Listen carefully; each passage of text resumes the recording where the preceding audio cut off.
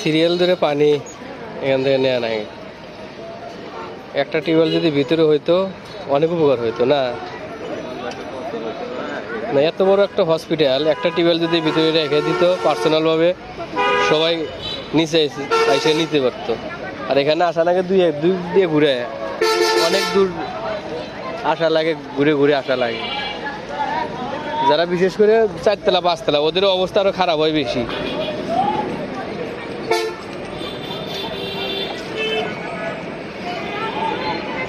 এগুলো ভালো জিনিস তো নজরে পড়বো না ওদের।